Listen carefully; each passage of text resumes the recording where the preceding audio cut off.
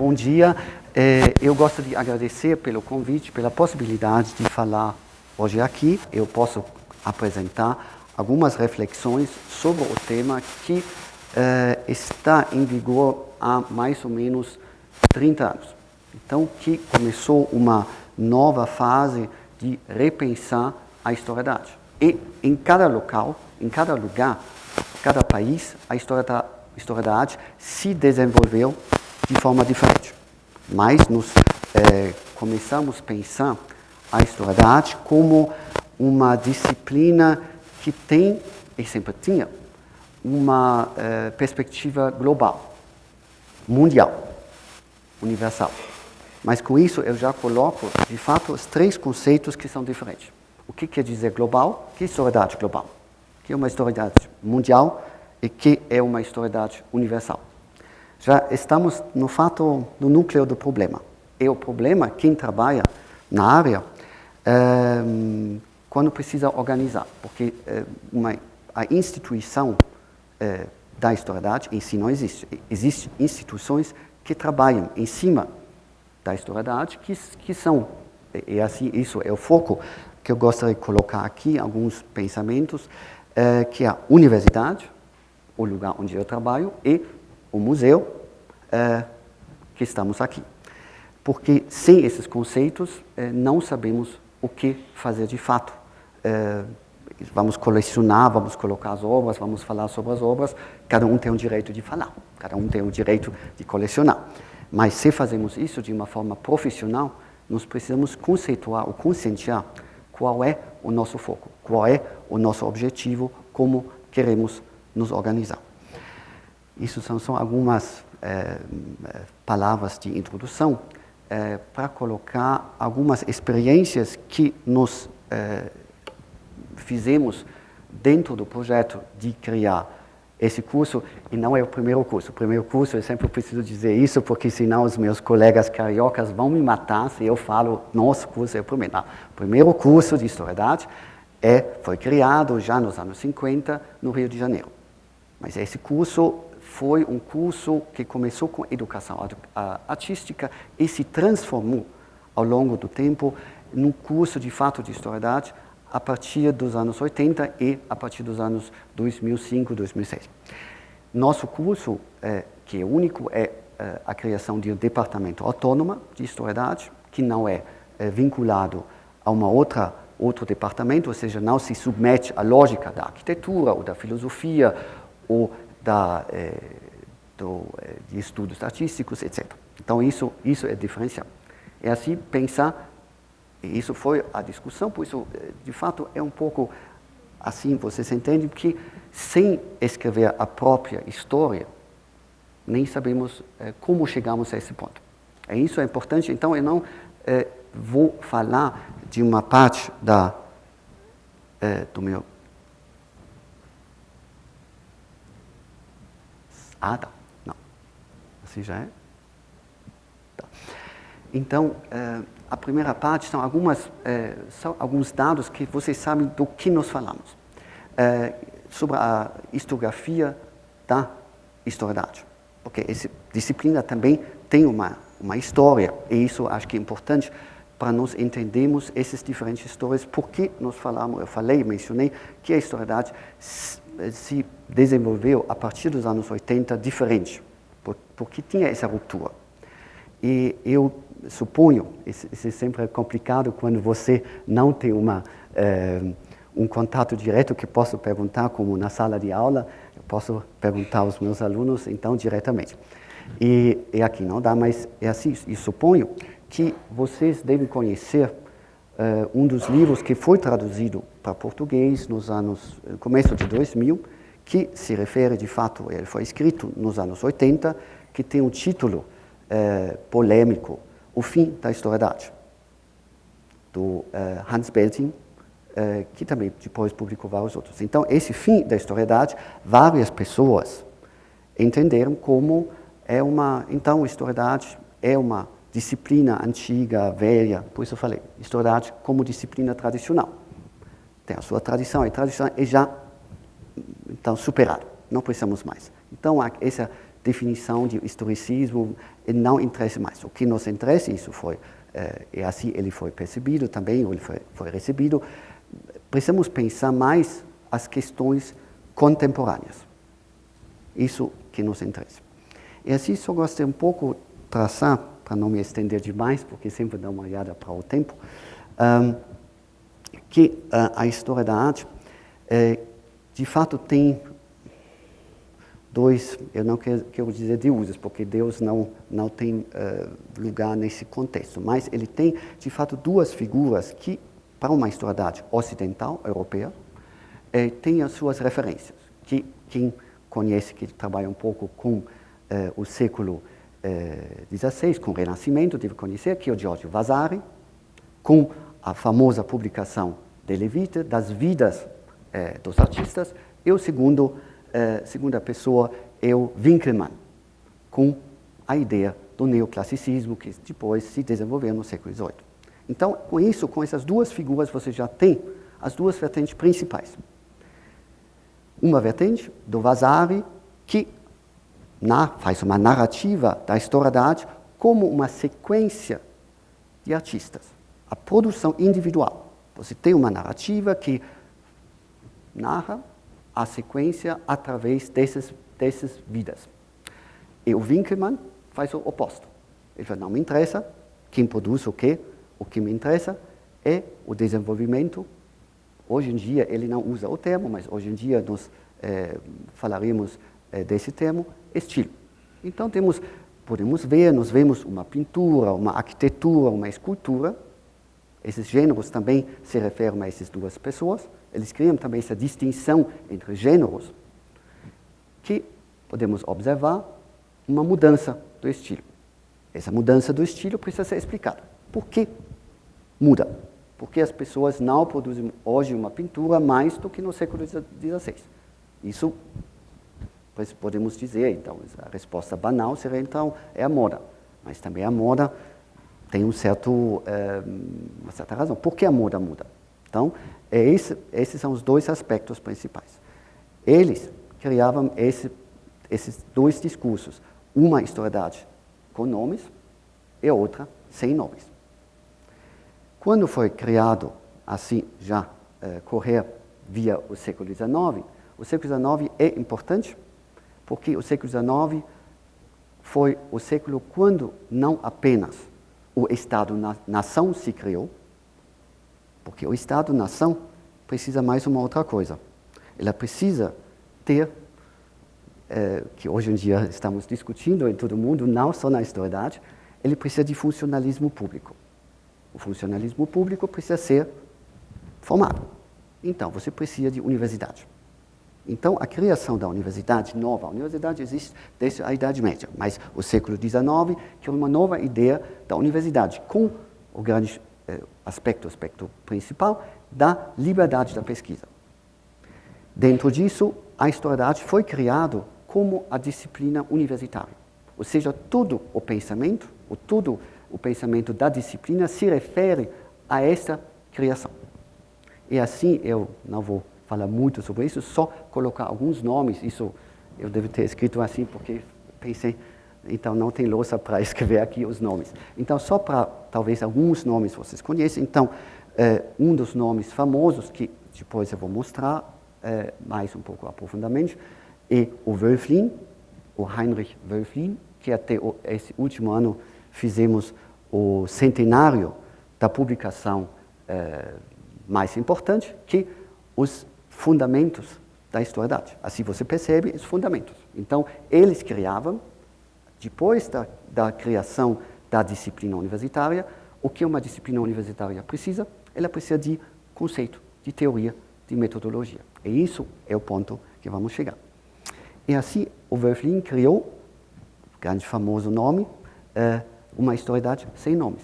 Então, ele ficou nessa vertente de narrar uma história da arte a partir do pensamento dele, renascimento barroco europeu, mas dentro de um aspecto universal.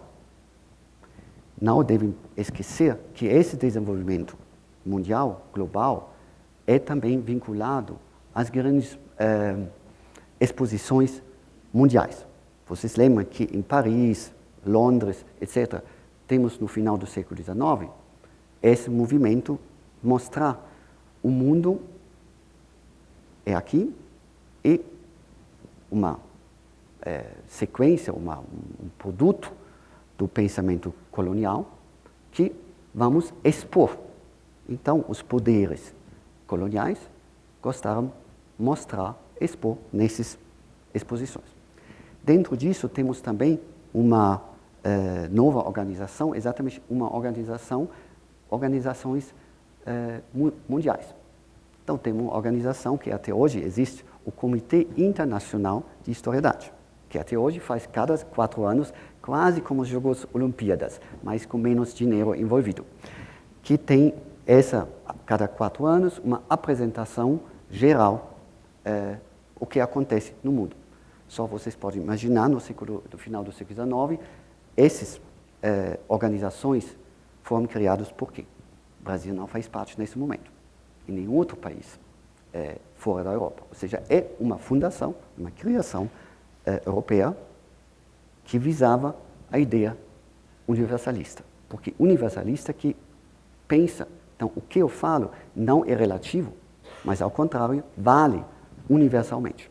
Ou seja, qualquer aspecto nesse momento de pensar historicidade foi um pensamento universalista. E assim, você tem várias publicações sobre uma arte não europeia, mas sempre uma categoria. Ou seja, isso, você começa, o século XIX, isso é importante para entender que a historicidade criou uma hierarquia dos valores.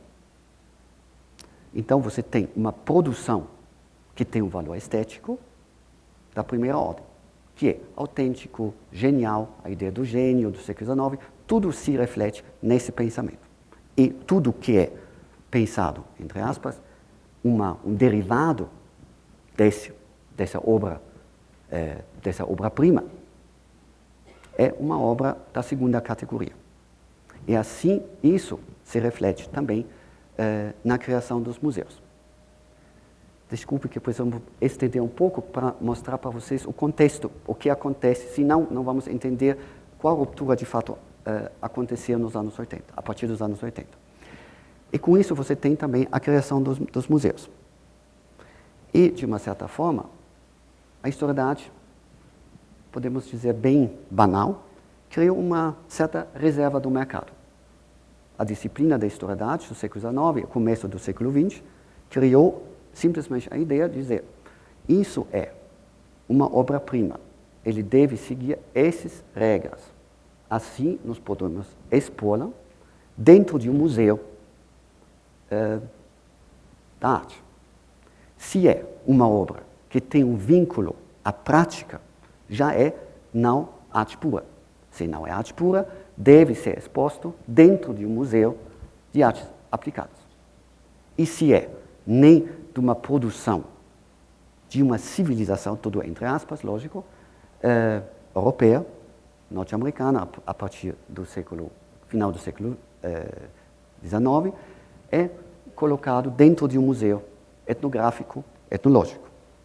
Ou seja, essa é uma distinção. Você não fala, isso é um artefato, isso é um objeto que pode ser pesquisado dessa forma. Não, você decide quase como pressuposto, é uma obra que tem valor estético da primeira ordem ou não tem. E assim a divisão dos museus. Os museus se organizavam dessa forma e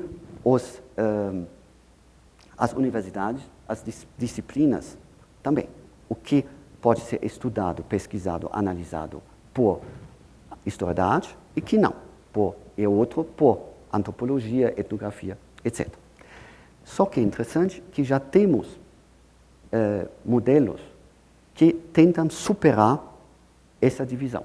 O primeiro eram exatamente os formalistas, que buscavam os artefatos que eles encontravam nos museus na reserva técnica. E assim entra um pouco a curiosidade do pesquisador. Então, tudo que está exposto é interessante, mas ver as obras na reserva técnica, que ninguém presta atenção, gerou uma curiosidade, e assim você tem, no caso de Viena, o Schlosser, por exemplo, mas outras pessoas da chamada Escola de Viena, que buscavam exatamente uma explicação a partir das obras que foram consideradas secundárias. E nós chegamos aos anos 20, 30 do século XX, com o Aby Warburg, que criou exatamente a ideia que temos uma ideia de uma memória. Então, os objetos têm uma memória de culturas até 2, 3 mil anos.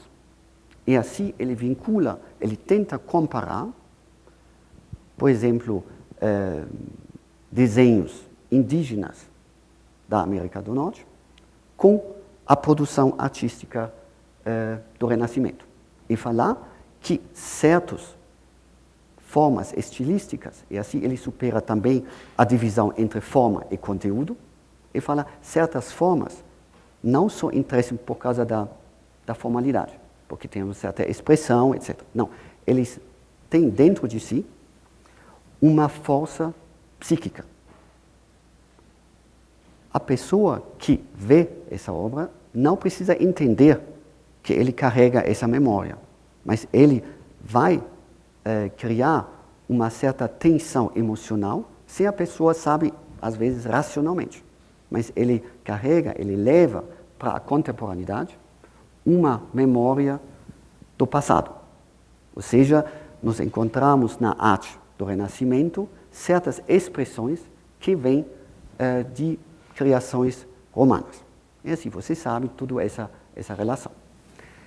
E isso é interessante porque ele supera já a questão de um eurocentrismo.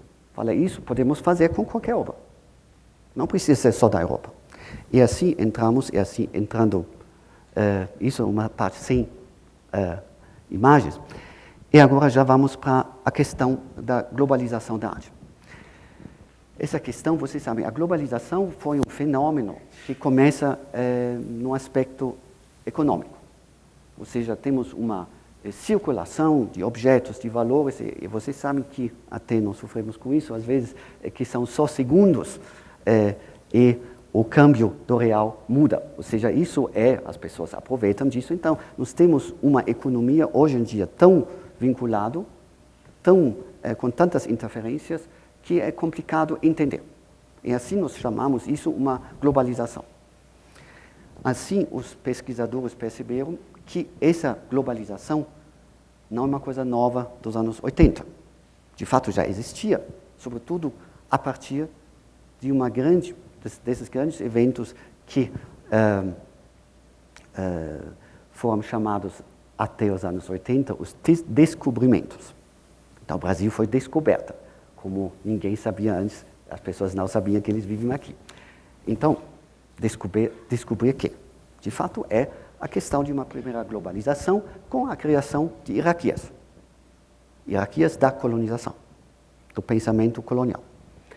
A partir disso foi criado, e aqui que nós vemos aqui, dos anos 90 já, o Musée Quai Branly. O Musée Quai Branly é uma obra de Nouvel, arquiteto, e o curador foi Jean-Hubert Martin.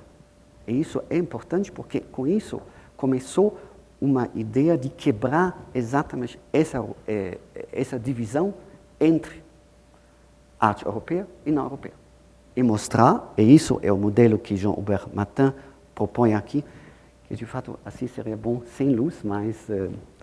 então, ele apresenta aqui as obras etnográficas, então é uma longa história que eu não vou me debruçar muito, porque senão chegamos aos aspectos mais que eu gostaria de apresentar aqui, de uma forma de descontextualizar. Então, para ele, o trabalho de descolonizar, é assim, eu não vou falar sobre o MASP, porque como eu estou no MASP, então, e tenho os colegas do MASP aqui, eu vou fazer tudo, mas não vou falar sobre o MASP.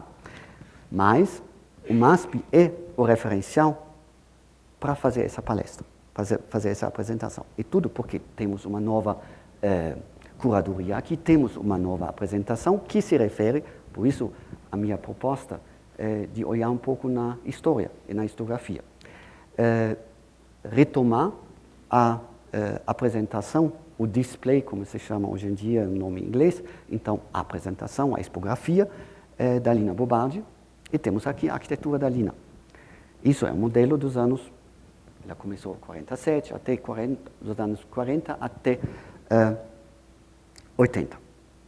E aqui temos esse modelo, e tudo o que eu falo tem essa referencial, para entender qual é o contexto, não só brasileiro, mas mundial. Porque foram pessoas, a Lina, bem como o Pietro Bardi, foram pessoas que também circulavam no mundo inteiro. Essa ruptura que o Jean Hubert Martin, junto com Nouvel, propôs, foi exatamente a descontextualização. Nós vamos apresentar obras europeias e obras não europeias do mesmo patamar, sem grande explicação. O que prevalece é a obra em si, a sua estética. Então, é uma forma de estetizar o discurso. E aqui, esse outro, que é a última, não a penúltima exposição de Jean Hubert Martin, que aconteceu no Maison Rouge, em Paris, que apresentou exatamente uma coleção privada junto com obras de coleções públicas.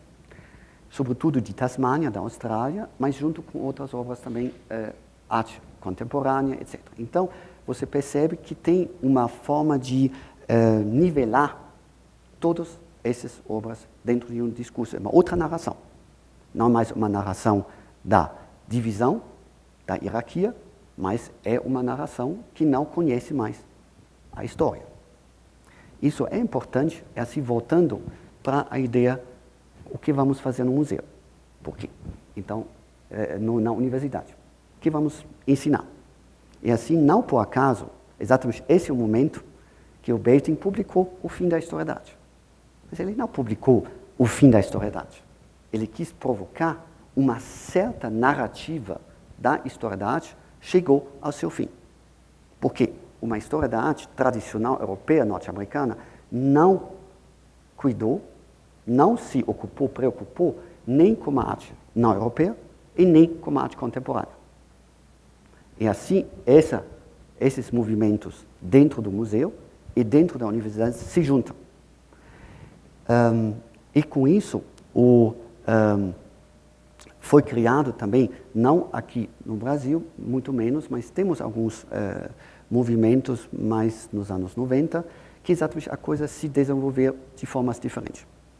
Nós optamos para continuar com a história da arte, mas de uma forma que eu gosto de mostrar em seguida. Mas outras criavam cursos como cultura material, cultura visual, estudos visuais. Então, vocês percebem, tudo isso podemos dizer, olha, são sinônimos, mas não são. Porque que é diferente? Estudos visuais optam, eu não quero dizer que cada publicação nesse sentido, nesse contexto, é assim, mas eles optaram exatamente para esse tipo de organização, de uma forma de deshistorizar.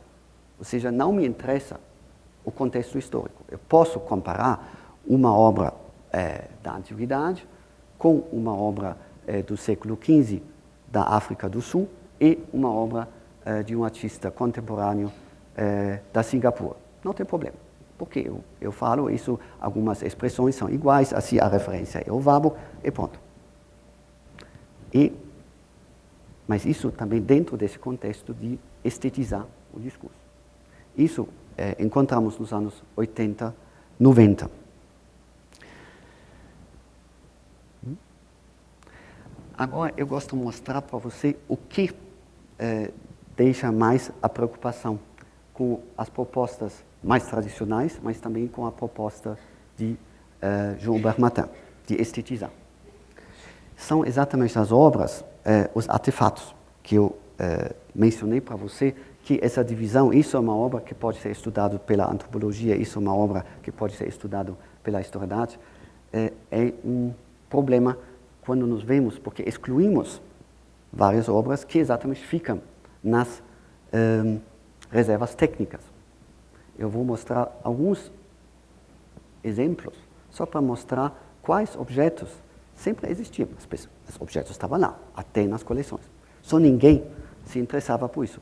nem os museus, nem os curadores, nem as universidades, nem os professores e pesquisadores. Isso é apenas uma pequena lembrança que exatamente essa primeira globalização a partir do século XVI, que o Serge Gruzynski descreveu como primeiro, é muito importante para entender. Ou seja, nós temos aqui são só mostrados os caminhos que nós temos, os caminhos marítimos dos poderes coloniais, Portugal e Espanha. Então, em azul, o caminho de Portugal, em branco, o caminho do Império Espanhol. Isso nem pensa ainda, por exemplo, o caminho da seda, que é dentro da Ásia, que é um caminho não marítimo, então, de terra. Ou seja, isso é o caminho mais antigo, um caminho que já existia há 2000 anos. Ou seja, a ideia do Estado-nação, criar uma arte nacional, que exige uma história da arte nacional, existe só no conceito a partir do século XIX. Os artefatos nunca se submeteram a essa lógica. Então, o que o pensamento e o comportamento humano faz, ele exclui. Ele coloca ao lado, eu não posso nem ver, nem preciso mais pensar. Então, o pensamento do avestruz, eu não ver, não está mais lá. Só os objetos, felizmente, permanecem. E que o próprio Warburg fala, ele fala da pós-vida ou da sobrevida das obras, das imagens. Ou seja, você pode suprimir, isso é um pensamento que vem da psicanálise, ou seja, você pode suprimir a imagem, mas ele sempre vai retornar. Ele não desaparece. Só ele pode reaparecer aqui, assim na fala, até falando metaforicamente de Freud, a imagem pode retornar como zumbi e vai te torturar porque você suprime, ou você pode tornar ele como uma memória viva que vai te falar, vai te contar uma história, talvez de violência, de tortura, de superar a brutalidade e a violência como uma forma de criar civilização. Essa é a ideia atrás. A ideia de Warburg é sempre como podemos superar, porque as imagens são resíduos do processo da humanidade superar a própria violência. Então, tudo isso é de fato um processo, por isso é um processo emocional, psíquico. E por isso é importante para entender para nós, e por isso eu concordo plenamente, não temos a história da arte. Temos tantas histórias da arte para contar. Cada narrativa é uma outra. E aqui é exatamente a minha visita na Reserva Técnica do Museu Nacional Histórico do Rio de Janeiro. Aqui as coisas são guardadas, okay? Ou seja, nós temos aqui exatamente uma pequena escultura, ou seja, um crucifixo, uma parte em madeira, uma outra parte em marfim, que foram produzidos em massa. Então, provavelmente, vem da Índia, de Goa ou de Macau, foi transferido via vários caminhos, chegando no Brasil. Essas obras, sabemos, são colocadas como exóticos. Mas onde está exótico? Assim vocês percebem todos esses termos que a história da arte fala rapidamente. Então, uma obra, porque o pensamento de exótico vem de um pensamento europeu. Então, o colonizador encomenda uma obra no exótico, porque ele já está no exótico, porque está no Brasil. Para ele, Brasil, neste momento, era exótico. E encomenda uma outra obra exótica, então a coisa não vai funcionar. Porque assim vocês percebem, com essas categorias, não vamos entender a produção, a distribuição, a circulação dessa obra. Vou mostrar um outro exemplo. Esse exemplo também do Museu Histórico Nacional é muito interessante. Só tem 5 obras. Assim, de fato, se trata de um pequeno modelo de San Sepulcro de Jerusalém. Isso são só 5 obras e nem sabemos. E por acaso eu encontrei. Então, não podemos explicar porque uma obra que foi feita, só rapidamente contar, foi feita pelos padres franciscanos. Quando o sultão de Istambul permitiu o retorno de padres católicos franciscanos no século XVII para a Palestina, eles encomendaram para alguns artistas lá na Palestina para fazer esses modelos e enviaram para vários lugares, inclusive o Brasil. Então, isso são as histórias que nunca foram contadas, porque eles são complexos, porque envolve quem tem essa competência, falar, saber história da arte do século XVI, XVII, no Brasil, na Palestina e no mundo turco. Ninguém tem. E assim também é uma certa, eu vou não chamar isso, porque é uma autocrítica, então uma certa preguiça e uma certa falta de competência que temos só uma vida. Então, só aprender todas as línguas é complicado. E aqui eu vou mostrar, isso não dá a ver, aqui, por exemplo, são obras que são feitas nas Filipinas, que seguem o modelo chinês e que se junta depois com a apresentação de relíquias no mundo cristão. E assim você percebe, você tem uma transferência de modelos entre o mundo chinês, entre o mundo islâmico, entre o mundo católico, apesar de todos os conflitos.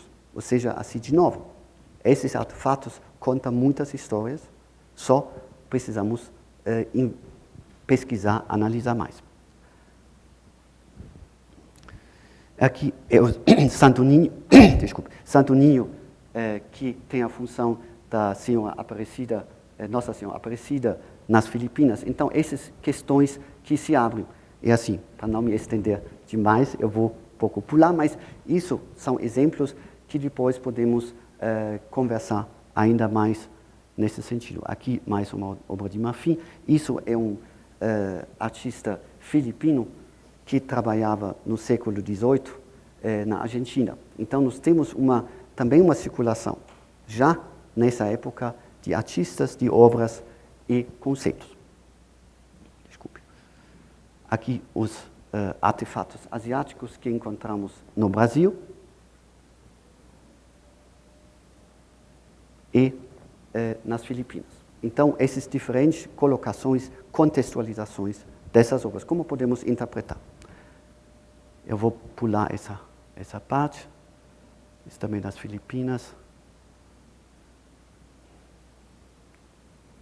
Pintura das Filipinas também. Coloco mais.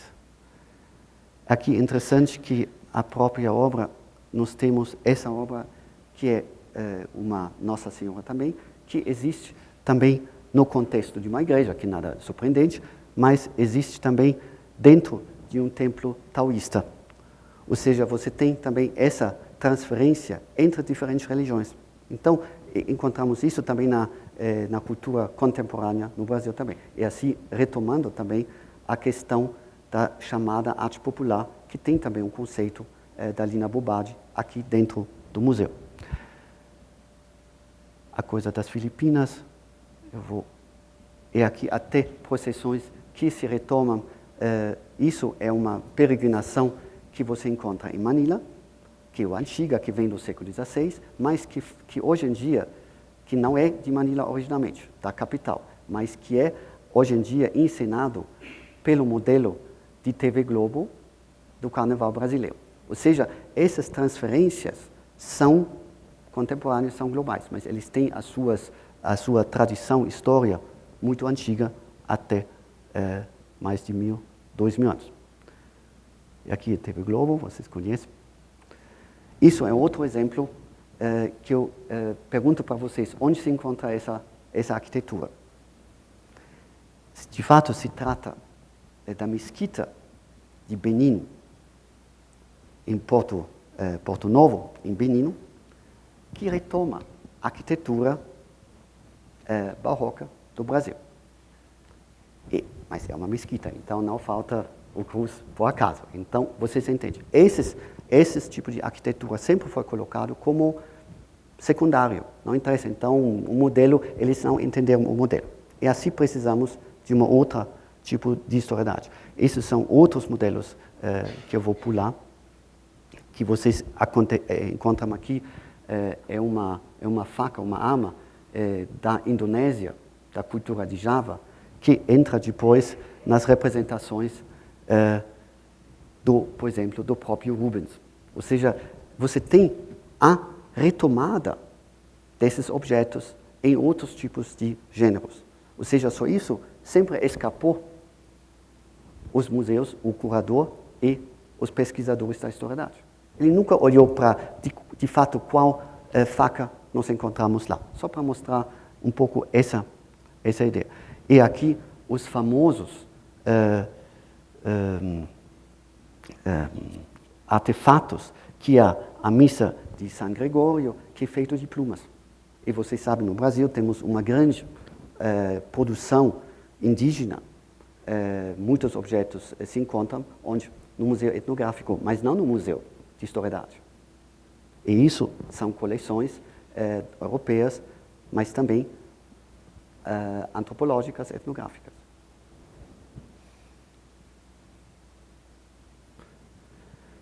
E aqui, rapidamente, é uma figura que eu acho que tem um papel tão importante como a Lina para o MASP, que é a Hanna Levi Deinhardt, que escreveu nos anos 40 5 artigos que são publicados pelo IFAM, que de fato são alguns especialistas, lógico, que trabalham com arte colonial, devem conhecer, mas que em geral são esquecidos. Porque ela desenvolveu, a partir de uma leitura de Wölfflin, uma abordagem que rompe exatamente com o eurocentrismo. Ela analisa a obra de pintura colonial a partir de outros valores. E eu não posso entrar nos detalhes aqui, mas ela coloca mais importante que não tem um valor estético em si, mas tem vários tipos de valores. Então, e a cópia, que é sempre colocado como cópia, de fato não se trata de uma cópia, mas entre aspas, o copista, de fato, juntou vários modelos. Essa junção de modelos é um ato muito criativo. Ou seja, se temos a categoria, dessa forma, de uma obra autônoma, de um artista autônoma, lógico, a produção colonial não entra nessa categoria, ou não tem valor. Se acabamos com a categoria que vem a partir de Vasari, Winkelmann e o século XIX, com a ideia do gênio, então esses artefatos não têm lugar. Se acabamos com essa categoria, esses artefatos têm o seu lugar, mas eles precisam de uma outra metodologia, de uma outra teoria, de uma outra curadoria, como vamos expor. E assim, eu só gostaria de mostrar para vocês a publicação. Ela fugiu da Alemanha em 1934, ela é uma figura, só rapidamente contar, para vocês terem um pouco uma ideia. É interessante porque, de um lado, podemos pensar em paralelo a Lina, de outro lado, é uma figura diferente. Se eu diria para Lina, ela sempre chegou no momento certo, no lugar certo, a Hanna Levi sempre chegou no lugar errado, no momento errado. Porque vocês vêm aqui, nós estamos no lugar da Lina, então tem um certo sucesso. Com a Hanna Levi não foi assim.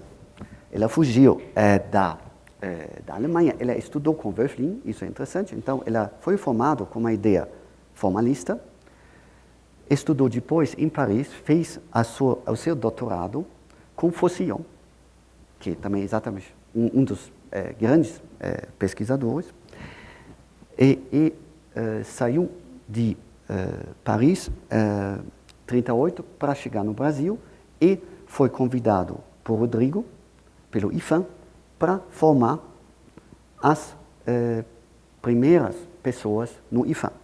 E nós temos os modelos, assim entra exatamente essa relação universidade e museu.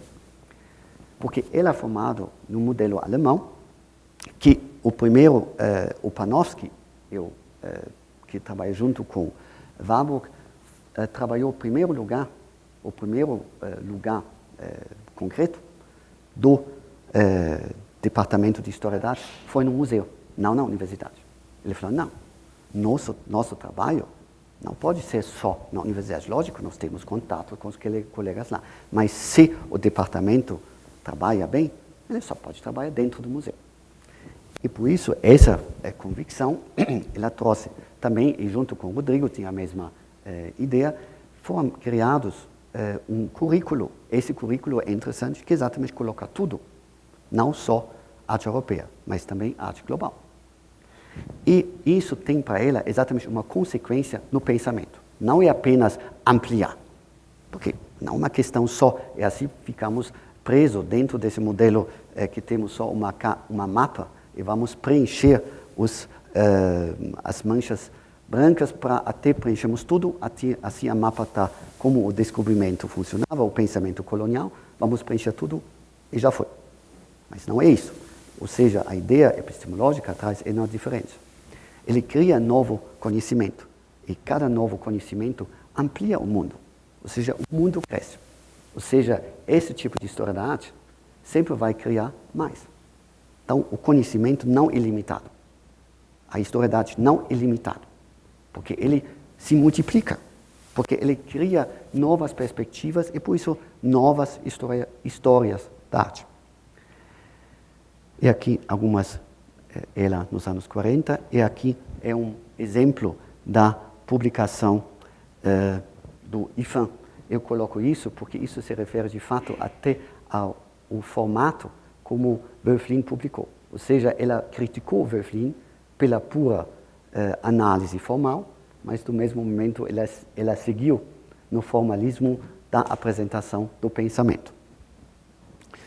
E isso são algumas recepções que Wölfflin e a Hannah Levy passou. Temos o pensamento América Barroca, da Janice Teodoro, de Mário Pedrosa e também de Eduardo Vivero de Castro, para mostrar também essa trajetória que temos.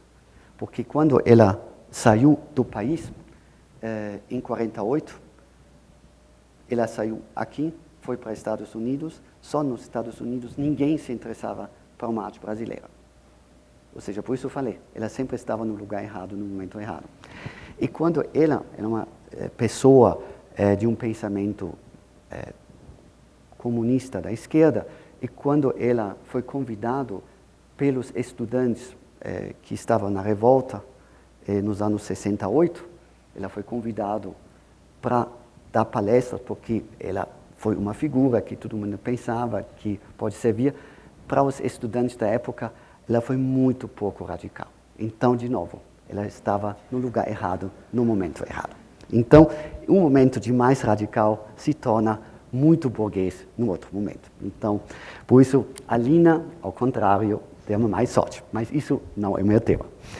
Então, o último ponto que eu vou mostrar para vocês é exatamente a ideia como isso pode como podemos realizar isso na universidade e nos museus. E nós temos um projeto que eu acho interessante porque isso pode até criar esse diálogo, repensar os museus no Brasil. Porque sempre é a relação, isso só para comentar, foi sempre um problema. Qual tipo de história da arte queremos mesmo? Isso foi o nosso problema na universidade. Qual é? Vamos agora pegar um modelo europeu e vamos ensinar de novo história da arte europeia só? Ou vamos ficar no modelo do Estado-nação? Não, história da arte da nação, do país, ponto. E vocês sabem, as discussões, temos muitas discussões. Eu não vou entrar aqui na discussão, porque tem colegas aqui no público, senão vamos retomar essas discussões. Como vamos chamar? História da arte do Brasil, história da arte no Brasil, história da arte do território que depois se chama Brasil. Vocês percebem, a coisa fica muito estranha. Por isso também, até para colocar o título dessa palestra é muito complicado, porque, de fato, desafios, novas tendências na história da arte, diga nada. Eu nem sei de fato o que é. Mas porque se entramos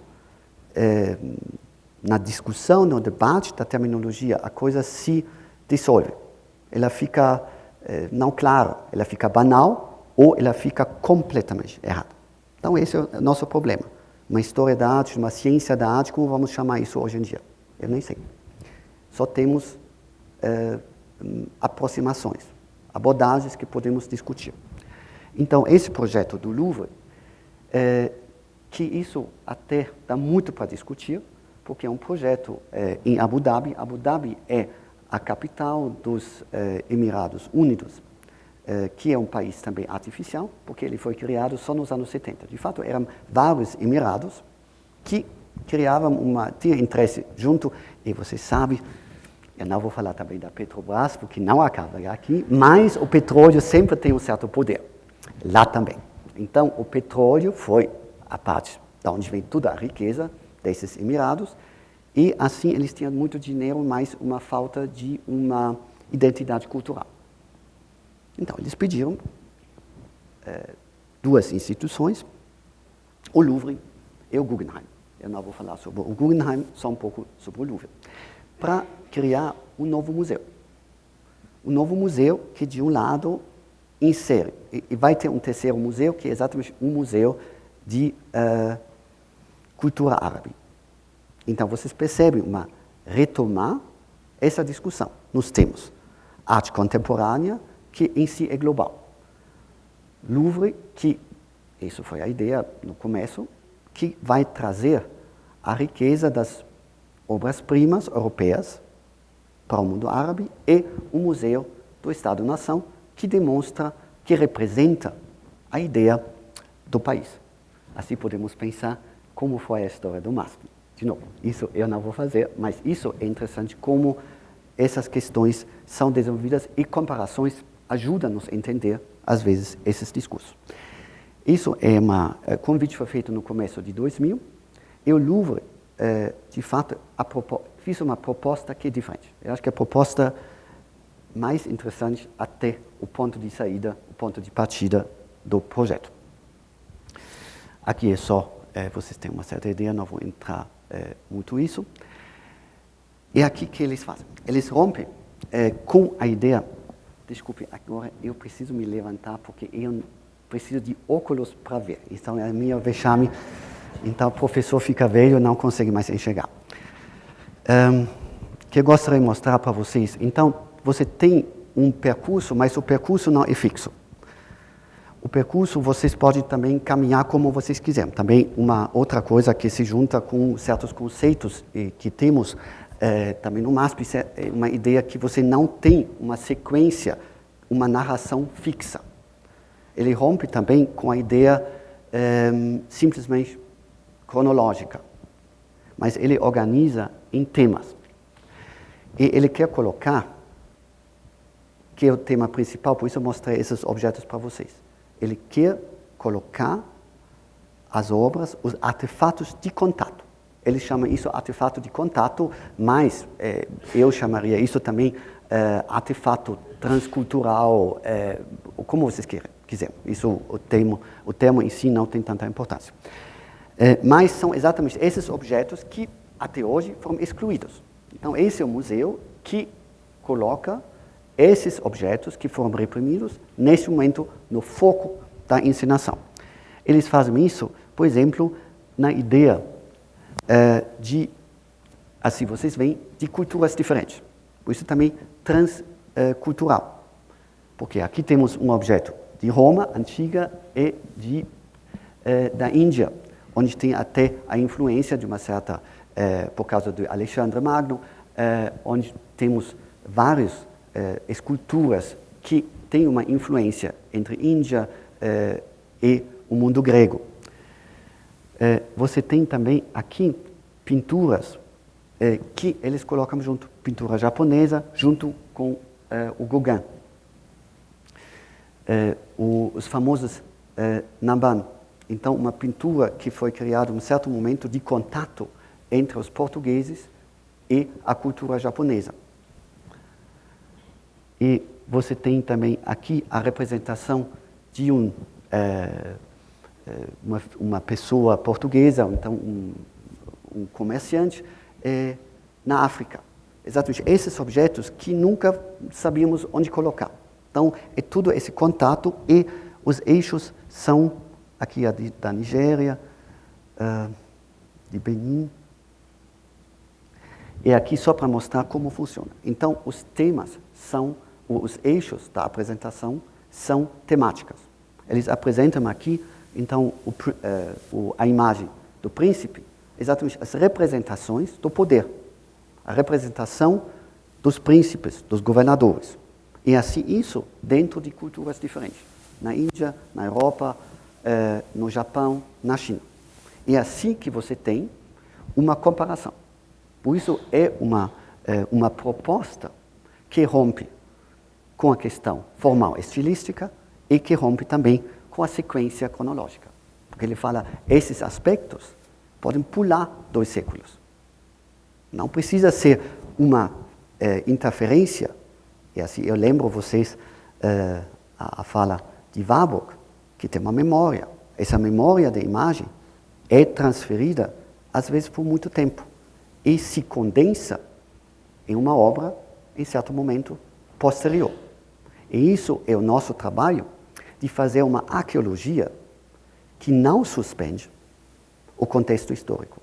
Porque uma análise histórica, e assim tem muita, eu sei isso por várias conversas,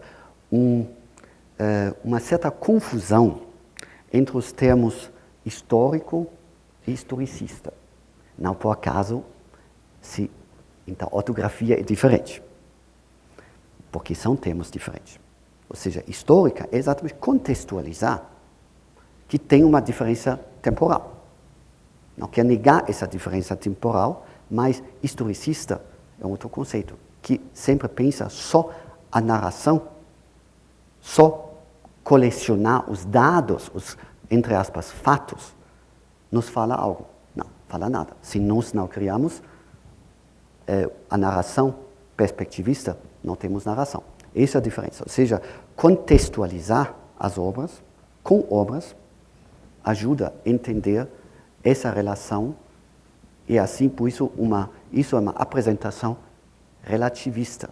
Ela é relativa, ela não fala, existe essa historicidade. Ela conta, como vocês percebem, cada sala conta várias historicidades e pode substituir.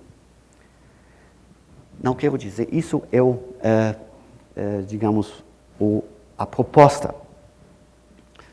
Só para vocês,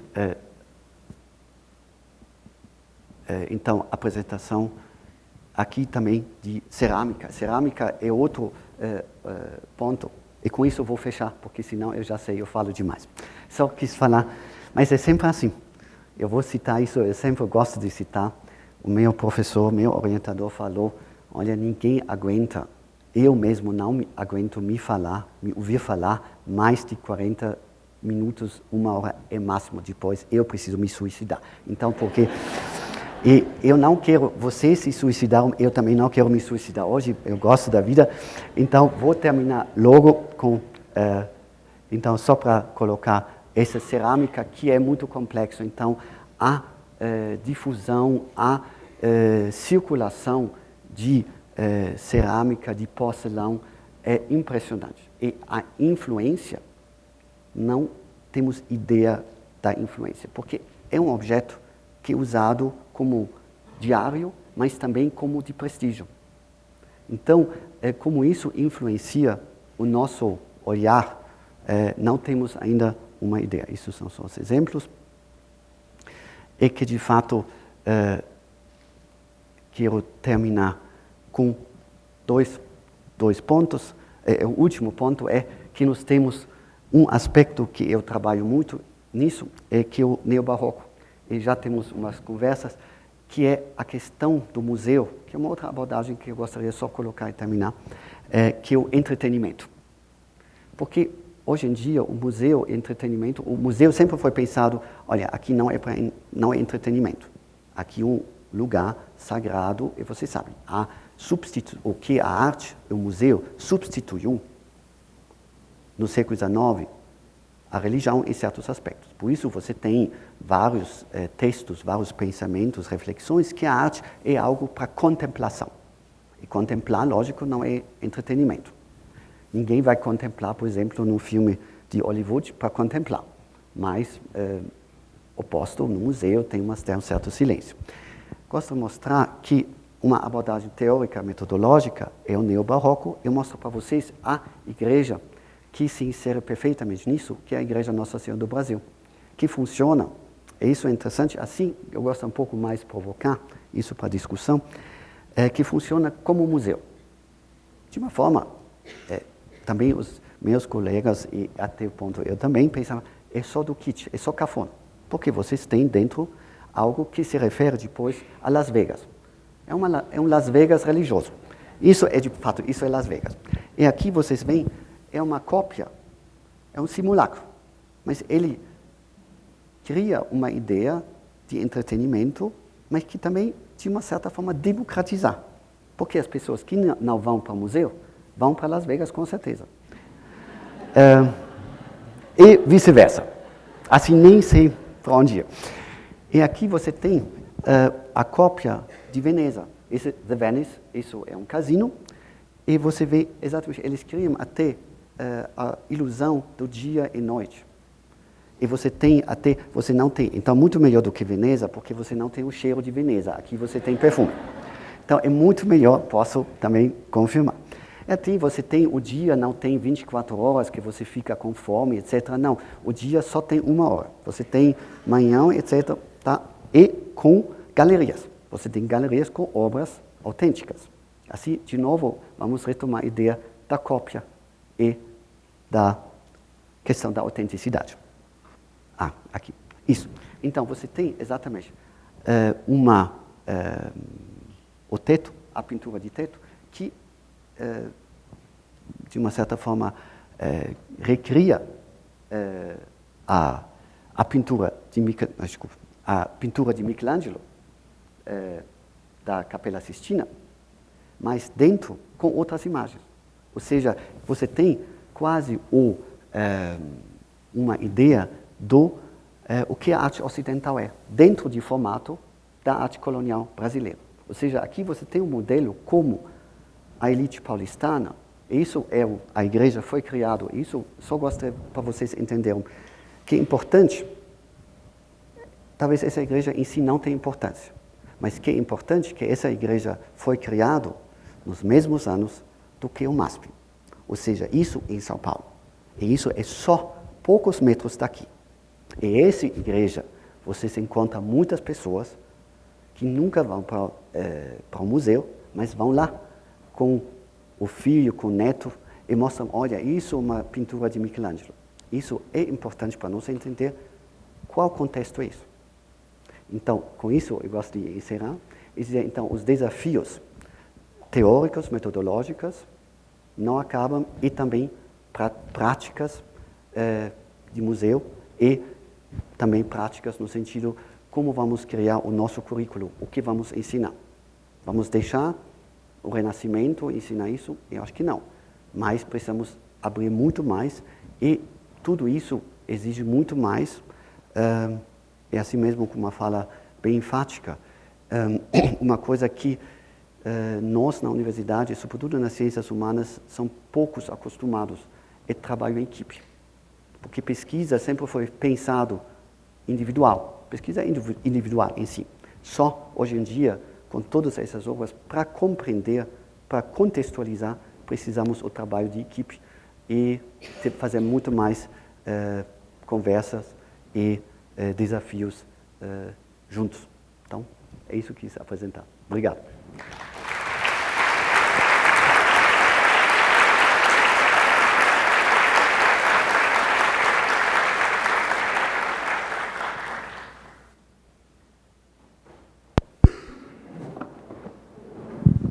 Obrigada, Jens.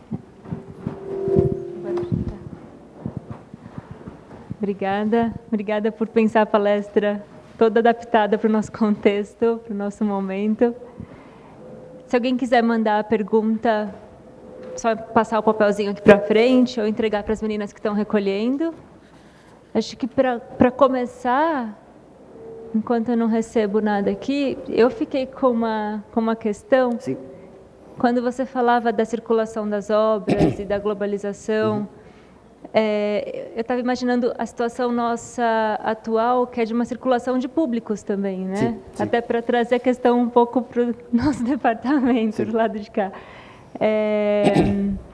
Então, tem esses grandes museus que são marcas. A Tate já foi a marca mais reconhecida da Inglaterra, atraindo públicos do mundo todo. Sim. Que chegam lá e não necessariamente se veem representados pelo que eles encontram, Sim. porque tem obras de poucos artistas de poucos países, né?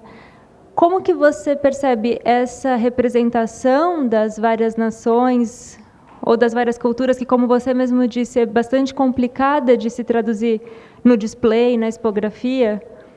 Nesse caso que você trouxe no final de Abu Dhabi, ou até em algum outro museu, você acredita que tem modelos expográficos que dão conta de representar e de se dialogar melhor com públicos de diversas culturas e de diversas origens? É complexo porque eu acho que um exemplo que é muito bom, que eu conheço, é o British Museum, que repensou totalmente essa parte da coleção e também da apresentação, do display. Porque tinha uma discussão que aconteceu também na França, e Inglaterra mais ou menos, que até chegou ao ponto para dizer, vamos fechar os museus etnográficos, porque é vexame. Então, são coleções a partir de um pensamento pensar a superioridade de raça, de cultura, etc. Isso é um resultado. Se vamos continuar com esses museus, não dá. Então, até tinha momentos que pensavam fechar, simplesmente, e deixar só aberto para a pesquisa. Ou seja, dizer, olha, claro, é uma instituição que que foi criada em um certo momento histórico e, para entender, para compreender, não vamos completamente extinguir, mas não vamos mais continuar a trabalhar em cima disso com uma curadoria contemporânea. O British Museum fez um outro caminho. Ele falou, não vamos fechar, mas vamos reorganizar. E assim ele chamava, porque é uma coleção. Isso dá, de uma certa forma, para essas coleções antigas, coloniais. Ou seja, o British Museum, Louvre, Quai Branly, de fato, tem todas essas coleções que foram feitas em cima de uma política colonial. E assim convidaram, que funciona em Paris, mas a França não fez assim, mas Londres fez. Então, tem as comunidades locais. As comunidades da Nigéria, da Índia, etc., eles foram convidados para participar na reorganização. Eu acho que isso deu uma certa quebra de mostrar isso não para a apresentação do espaço permanente, mas sempre tem alguns espaços que são abertos nesse sentido. No caso do Brasil, acho que é uma outra história. Porque o Brasil não tem, ele foi colonizado, mas tem também um aspecto colonizador em relação à África, por exemplo. Também essa parte também não é muito bem desenvolvida. Então, isso seria uma questão de integrar mais as ideias, os conceitos, a partir também de abrir-se para comunidades locais, sem deixar isso, sem deixar o debate acadêmico ao lado. Eu acho que isso é encontrar um equilíbrio entre esses modelos. E eu acho que esse aspecto de Abu Dhabi que a parte que me convence é a parte no qual eles falam que essa ideia do contato, porque essa ideia do contato é o contato entre culturas, mas lógico, significa também o contato com o público contemporâneo atual. E acho que isso recria, eles falaram, como essa exposição, o museu em si ainda não existe, não podemos saber como isso se realiza efetivamente.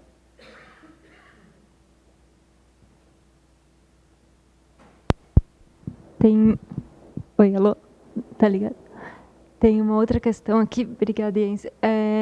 Comparando os dois Louvres. Então, tem o modelo expográfico do Louvre de Abu Dhabi que você mostrou, parece que ainda mantém a divisão por salas, talvez num percurso mais orientado. Não sei se você pode comentar mais sobre essa estrutura expositiva. Enquanto que o Louvre do norte da França, o Louvre de Lens, permite um percurso parecido com o que a gente tem aqui em cima, menos hierarquizado, talvez, ou menos direcionado. Aí acho que a questão é essa, você vê os dois, um ou outro como... Precisa também dizer, o projeto de Abu Dhabi com certeza, ela sai, talvez menos só de Louvre, isso precisa dizer, mas tem uma formação de curadores, de curadoria na França bem rígida. Ou seja, isso é uma escola francesa de pensar curadoria. Isso é bem claro. Ele sai com tudo de bem e do mal de uma escola francesa. Isso é bem claro. Por isso ele tem também alguns problemas. O Louvre, o antigo Louvre em si, é o mais tradicional. Por isso, lá ainda, apesar de existir o Quai Branly, ainda tem essa divisão. Então, qual obra entra no Quai Branly e qual obra entra no Louvre? Ou seja, qual é consagrado para o museu francês em si e qual obra só vai para outro. Ou seja, o Louvre tem isso. Isso sobre a questão da coleção, isso não é a curadoria. A curadoria, digamos, a liberdade de andar no Louvre é de fato um resultado da arquitetura do século XVII. Isso tem nada, parece um pouco maldoso do meu lado, mas eu acho que isso, se eles poderiam até fechar mais, eles gostariam de fechar, porque várias galerias são fechadas, você não tem você não pode andar livre no Louvre. Só uma certa autonomia é possível simplesmente pelo fato que a arquitetura do século XVIII tem um certo rigor, mas ele sempre tem as suas fugas laterais. Com o Louvre Lens, não do século XVII, Okay. Comparando com o Louvre do norte da França, esse outro que foi construído... Alguém sabe a data? Infelizmente, ele tem também um pouco parecido esse display de cavalete. Eu acho que era por isso que trazia uma questão de comparação.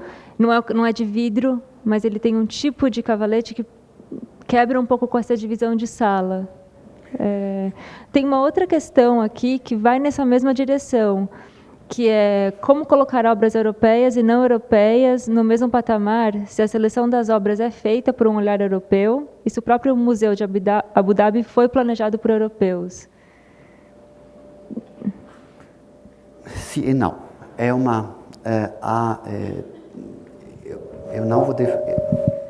não vou defender porque eu nem fiz o projeto. Eu vejo vários problemas no projeto no começo, porque é um projeto, não é um projeto só europeu, é um projeto, de fato, do Sheikh de Abu Dhabi. Então, ele permite que ele quer. Então, não vamos dizer, isso é um país autoritário de fato. Olha, ele quer, então ele faz. Ou seja, o Louvre só pode fazer o que ele quer. Então, por isso, eu acho que isso seria uma falsa dicotomia dizendo os europeus e os locais. Não tem esse problema. O problema é muito mais complexo. O problema é qual visão ele, como chefe de governo, tem do papel da arte europeia para formar uma identidade local desse país que tem 19% são locais nativos e 81% são estrangeiros. Então, isso é o contexto. Por isso, não é o problema, lá não tem um problema de uma colonização europeia, lá tem um problema, qual é a função da obra da arte, que nós temos sempre um certo mito, isso faz parte do mito do modernismo, que gosta de projetar ao passado e ao futuro, ou seja, que a arte é sempre uma forma anárquica que é democratizante e libera. Ele tem também uma função de fortalecer e justificar o poder. Sem isso não funcionaria. Então, essa é a parte que é mais complicada. Ou seja, eu vejo a parte de criar um espaço de contato, eu vejo isso muito positivo. Só o contato, às vezes, não é só pacífico. O contato é, em várias vezes, também ao contrário, também violento.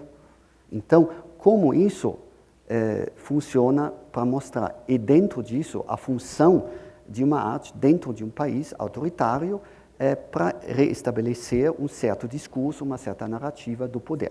Eu acho que isso vejo mais como problema, mas não o problema porque, de fato, os locais, ou seja, a elite de Abu Dhabi ou dos Emirados Unidos, eles decidem, não o Louvre.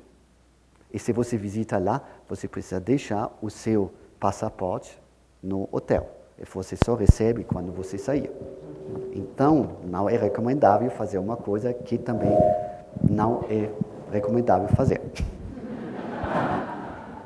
Não vai sair. É interessante pensar o contexto do museu, né? Então, Sim. expandindo não só o contexto das obras, mas o contexto onde ele está construído e coordenado. Aqui tem uma questão que acho que volta um pouco para o início da apresentação, se a descontextualização das obras etnográficas não remeteria à ideia dos gabinetes de curiosidade. Se teria talvez a questão seja se tem o mesmo formato de operação que se... Até eu... Não, o gabinete de curiosidade é quando eu mostrei aqui, esses são os exemplos da igreja, vou mostrar, gente, trouxe mais imagens, vamos lá, vou responder já. Exatamente isso. Então, o gabinete de curiosidade é interessante porque é um modelo que serve desde 2000 para várias novas fundações de museus. Isso foi usado exatamente contra o museu do século XVIII e as suas categorias. Isso estava um pouco implícita da minha fala, porque se falamos das categorias do século XVIII, XIX, na fundação das disciplinas universitárias e na reformulação dos museus, o Louvre é um dos primeiros exemplos, mas tem Kassel, onde hoje em dia tem a Documenta, eles criavam uma certa ideia de um novo museu, acabar com essa mistura, fusão entre artefatos, objetos naturais, objetos culturais, pinturas, artes aplicadas. Ou seja, a separação que está vinculado às categorias do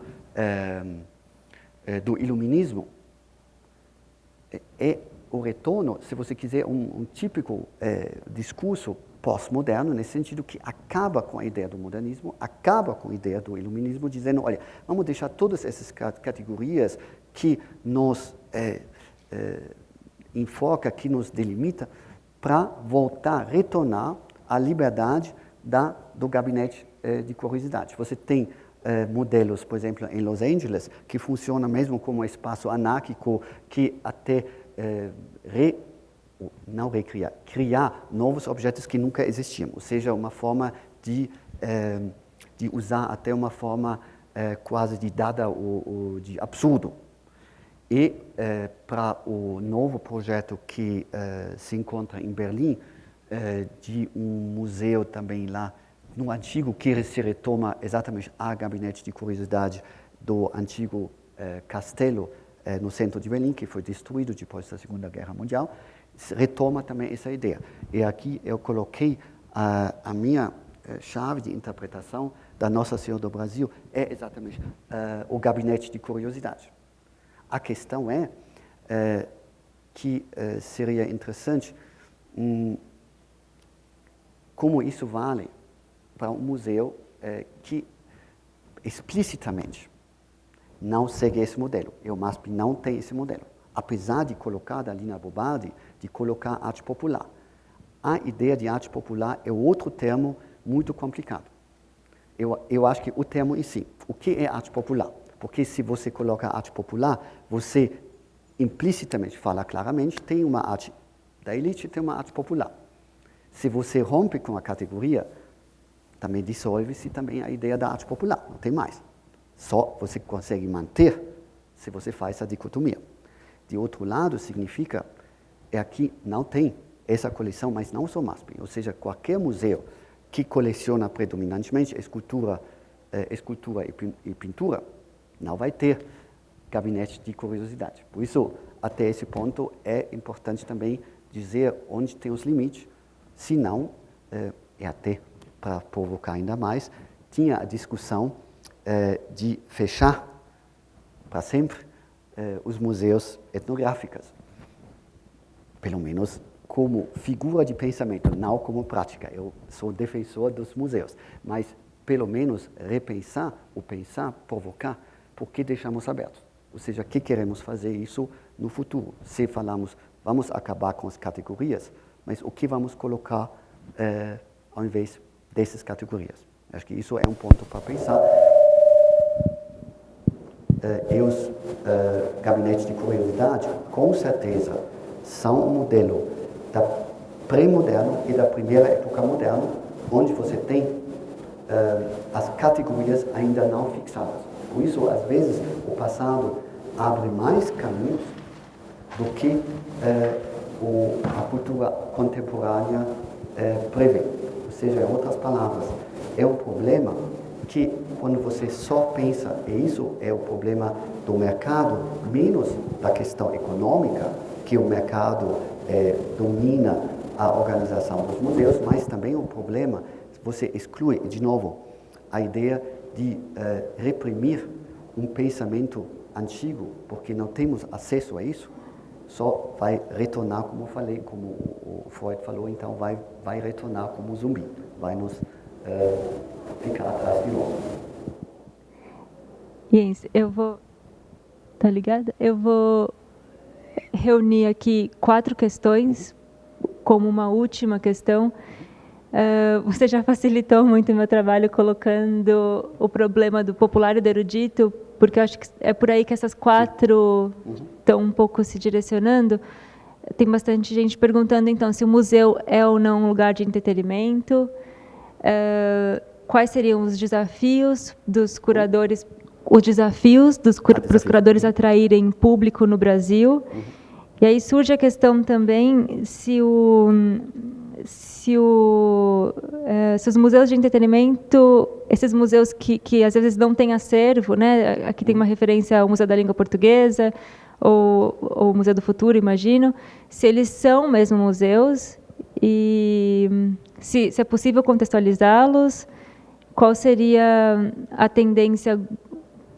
Alguns perguntam global, outros perguntam no Brasil, mas todos em referência a esses museus lúdicos, os museus interativos, os museus sem acervo. Como classificar e como pensar o entretenimento dentro do museu. Acho que a gente pode encerrar com essa. Se mais alguém tiver questões, puder me passar. Mas, nesse caso, coloca o e-mail, então, porque senão eu não consigo... O Jens não consegue responder depois. E eu recolho no final. Obrigada. Não, com muito prazer.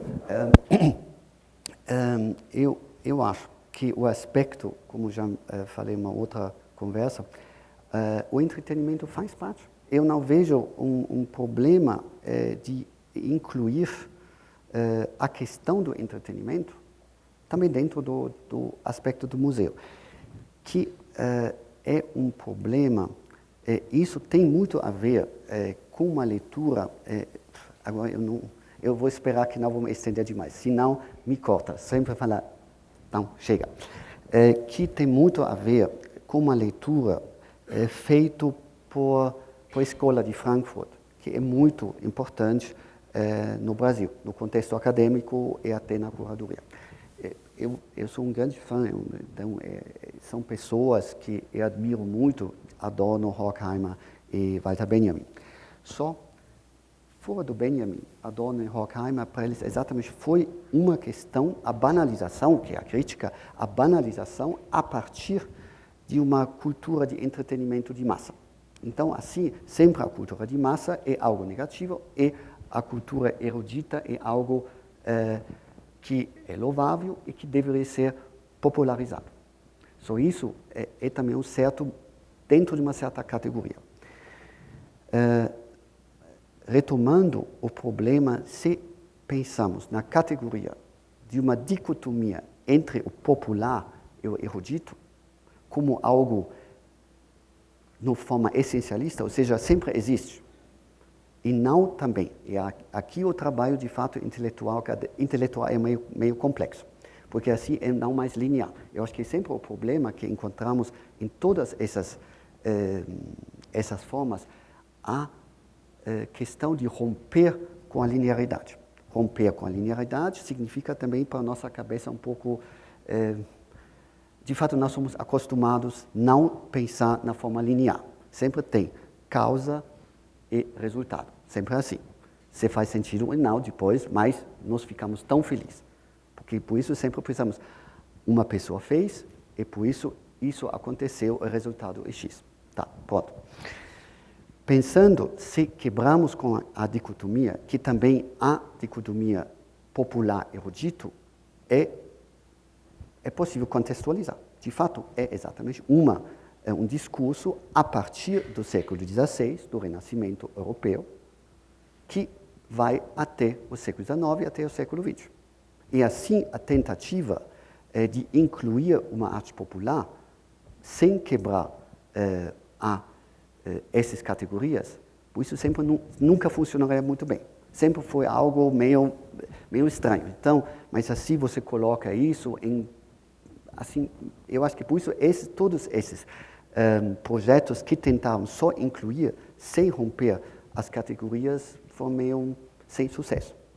Ou seja, mas assim é problemático. Se criamos essas questões lá, pelo menos uma tentativa, que eu não acho pensado até o final. Mas se criamos uma outra ideia, então, de uma arte de contato, deixamos todo o resto ao lado. Não interessa mais. Não temos mais a questão isso popular ou não erudito. Então, nesse sentido, entraria também a questão do entretenimento, porque ele está só, digamos, deixado ao lado quando você fala, olha, o popular é o entretenimento um pouco banal e o erudito exige um certo conhecimento que dá trabalho, está meio, então, para contemplar. Se nos deixamos isso ao lado e trabalhamos com figuras de contato, e assim o contato, e assim isso é um desafio, como podemos criar isso sem, porque eu não quero ser um iconoclasta, ou seja, não quero derrubar os museus, mas podemos pensar que tem um museu que tem já a sua própria história, isso é importante manter, porque se quebramos também a própria história de novo, nos vamos esquecer. E uma ideia que discutimos ultimamente foi mais que isso é um desafio, sobretudo muito um problema, ou digamos, é um problema muito forte no Brasil, é o problema que temos uma cultura de esquecimento. E trabalhar contra esse esquecimento, e que não é tudo vem de nada. Então, o modernismo brasileiro chega, pronto, estava tudo aqui. Mas não é assim. Mas exatamente fazer essa contextualização que dentro de outras categorias que permite uma outra forma de não só de apresentação, mas de fato de pensar a função da arte, de artefatos do olhar dentro da cultura. Por isso, essa é uma questão cultural. Dito isto, temos um grande problema, eu acho que isso é um problema. Se falamos de um discurso pós-colonial, nós falamos da descolonização para uma sociedade que tem traços, eu nem quero entrar muito nos detalhes, mas que tem traços que são coloniais, que são nem pós-colonial, que são neocolonial, dentro da cultura. Então, essa permanência, e assim, de novo, trabalhando com Warburg e Freud, essa permanência que exige o esquecimento, ou a reprimir, como isso se junta na política também dos museus. Assim temos uma complexidade de um desafio globalmente. Como vão museus como o British Museum, Louvre em Abu Dhabi, como trabalhar com essas, pelo menos até um certo ponto, contradições? Abrir um espaço livre dentro do sistema autocrático. Pelo menos não se explica tão facilmente. Mas no Brasil temos também, eu acho que vários exemplos, eu acho que não dessa força ou dessa contradição, mas temos também aspectos onde um aspecto cultural, social e um projeto artístico, museográfico não se batem. E essa questão de desafio que pode nos ajudar entretenimento em novas categorias, fora dessas dicotomias, pode nos ajudar a repensar toda uma política educacional, cultural, artístico nesse país. Obrigado a vocês.